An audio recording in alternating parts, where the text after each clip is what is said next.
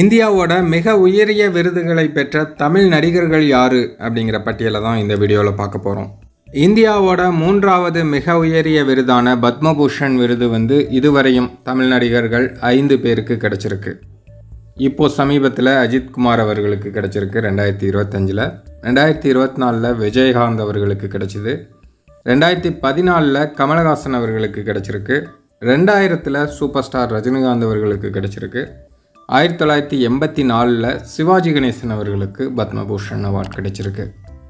இந்தியாவோட 2வது மிக உயரிய விருதான Padma Vibhushan award 2016 super star Rajinikanth அவர்களுக்கு கிடைச்சிருக்கு. இந்தியாவோட 1வது மிக உயரிய விருதான பாரத ரத்னா அவார்டு நம்ம எம்ஜிஆர் அவர்களுக்கு 1988 கிடைச்சிருக்கு.